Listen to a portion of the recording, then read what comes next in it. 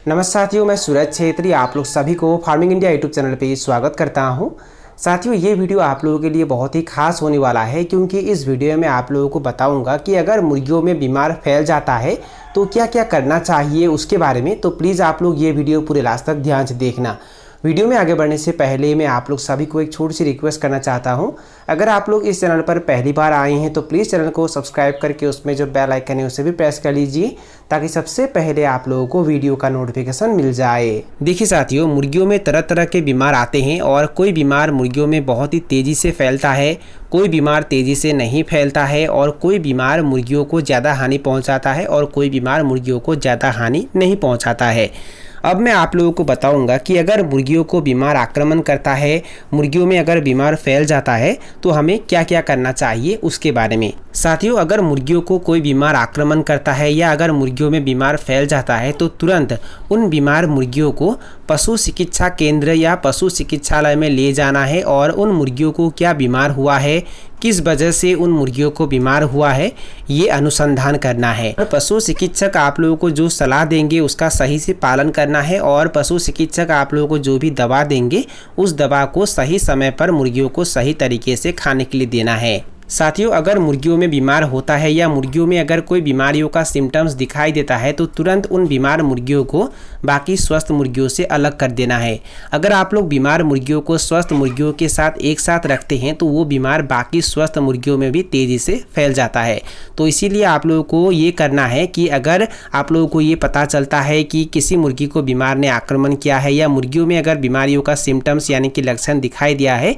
तो तुरंत उन बीमार मुर्गियों को बाकी स्वस्थ मुर्गियों के साथ नहीं रखना है, उन्हें अलग कर देना है और उन्हें अलग रख के उनका इलाज करना है। अगर मुर्गियों को बीमार आक्रमण करता है और बीमार की वजह से अगर कोई मुर्गियां मर जाते हैं तो आप लोगों को करना क्या है, उन मरे हुए मुर्गियों को दूर ले जाकर गड्ढे में गाड़ देना है। साथियों, बहुत सारे लोग क्या करते हैं, जब मुर्गियां मर जाते हैं तो मुर्गियों को आसपास ही फेंक देते हैं। अगर आप लोग ऐसा करते हैं तो वो बीमार बाकी स्वस्थ मुर्गियों में भी तेजी से फैल जाता है। तो इसीलिए अगर कोई मुर्गी बीमार में मर जाते हैं तो उन मरे हुए मुर्गियों को दूर ले जाकर गड्ढे में गाड़ देना है। अगर आप लोग गड्ढे में गाड़ देते हैं तो वो बीमार बाकी स्वस्थ मुर्गियों में नहीं फैलता है और आसपास गंदगी भी नहीं होता है। अगर मुर्गियों को बीमार आक्रमण करता है या अगर मुर्गियों में बीमार फैल जाता है तो 4 नंबर में बीजाणुनाशक का छिड़काव करना है। बीमार मुर्गियों को आप लोग जहां रखेंगे वहां भी बीजाणुनाशक का छिड़काव करना है और स्वस्थ मुर्गियों को आप लोग जहां रखेंगे वहां भी बीजाणुनाशक का अच्छे से छिड़काव करना है।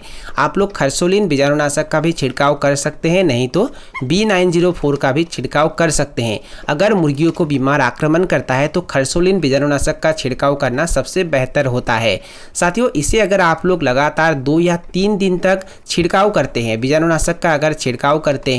तो बीमार फैलाने वाला जो बीजाणु होता है वो मर जाता है। अगर मुर्गियों को बीमार आक्रमण करता है या अगर मुर्गियों में बीमार फैल जाता है तो 5 नंबर में अगर एक ही व्यक्ति मुर्गी फार्म में जाकर स्वस्थ मुर्गियों को भी दाना पानी देता है और बीमार मुर्गियों को भी दाना पानी देता है तो करना क्या है, पहले स्वस्थ मुर्गियों को दाना पानी देना है, स्वस्थ मुर्गियों का देखभाल करना है और उसके बाद ही बीमार मुर्गियों को दाना पानी खाने के लिए देना है और बीमार मुर्गियों को देखभाल करना है। अगर पहले बीमार मुर्गियों का देखभाल किया जाता है, बीमार मुर्गियों को दाना पानी देने के बाद ही स्वस्थ मुर्गियों को दाना पानी खाने के लिए दिया जाता है तो उस व्यक्ति के माध्यम से वो बीमार स्वस्थ मुर्गियों में भी फैल जाता है। और बीमार मुर्गियों को आप लोग जिस कमरे में रखेंगे उस कमरे में पहनने का चप्पल अलग होना चाहिए और स्वस्थ मुर्गियों को आप लोग जिस कमरे में रखेंगे उस कमरे में पहनने का चप्पल भी अलग होना चाहिए। अगर एक ही चप्पल पहन के एक ही व्यक्ति अलग अलग फार्म में प्रवेश करता है, अलग अलग कमरे में प्रवेश करता है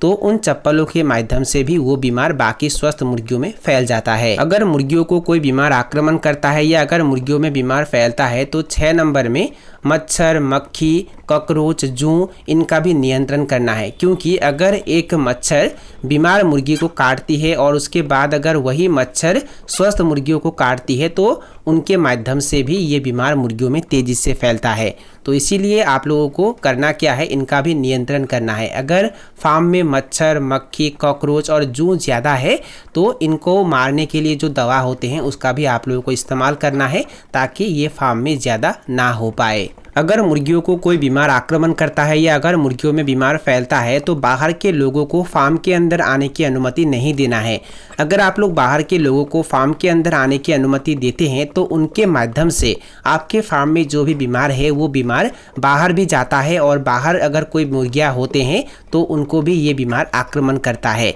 तो इसीलिए बाहर के लोगों को फार्म के अंदर आने की अनुमति नहीं देना है। जब मुर्गियाँ बीमार होते हैं तब भी बाहर के लोगों को फार्म के अंदर आने की अनुमति नहीं देना है और जब मुर्गियाँ संपूर्ण रूप से स्वस्थ होते हैं तब भी बाहर के लोगों को फार्म के अंदर आने की अनुमति नहीं देना है। अगर मुर्गियाँ संपूर्ण रूप से स्वस्थ होते हैं और ऐसे अवस्था में अगर आप लोग बाहर के लोगों को फार्म के अंदर आने की अनुमति देते हैं तो बाहर अगर मुर्गियों में बीमार होता है, बाहर के मुर्गियाँ अगर बीमार होते हैं, उनमें अगर बीमार फैला होता है तो उनके माध्यम से या उनके चप्पल के माध्यम से भी वो बीमार आपके फार्म में प्रवेश करता है और स्वस्थ मुर्गियों को आक्रमण करता है। इसीलिए कभी भी बाहर के लोगों को फार्म के अंदर आने की अनुमति नहीं देना है। अगर मुर्गियों को कोई बीमार आक्रमण करता है या अगर मुर्गियों में बीमार फैलता है तो 8 नंबर में बीमार मुर्गियों को और स्वस्थ मुर्गियों को एंटीबायोटिक और बी कॉम्प्लेक्स विटामिन पानी में एक साथ मिक्स करके लगातार 3 दिन तक दिन में एक बार पीने के लिए देना है। बीमार मुर्गियों को अलग ड्रिंकर में अलग कमरे में पीने के लिए देना है और स्वस्थ मुर्गियों को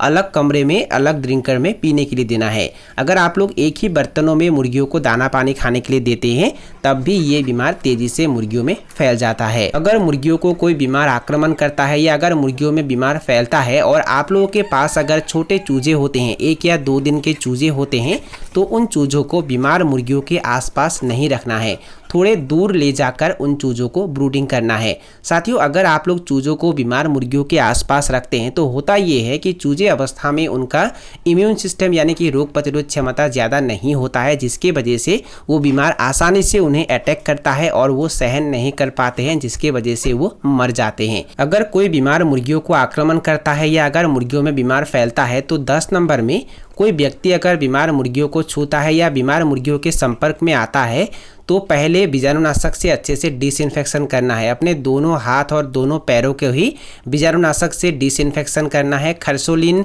या B904 या जो भी अच्छे क्वालिटी के डिसइंफेक्शन होते हैं उनसे अच्छे से डिसइंफेक्शन करना है और उसके बाद ही स्वस्थ मुर्गियों के कमरे में प्रवेश करना है। तो साथियों, यही थे कुछ जानकारी जो मैंने आप लोगों के साथ शेयर किया और अगर आप लोगों को ये वीडियो पसंद आया और वीडियो से कुछ सीखने को मिला तो प्लीज़ वीडियो को लाइक ज़रूर करना और दोस्तों के साथ और अपने परिवार के साथ वीडियो को शेयर ज़रूर करना। तो साथियों, आज के लिए बाय बाय, मिलते हैं फिर एक ज़बरदस्त वीडियो के साथ।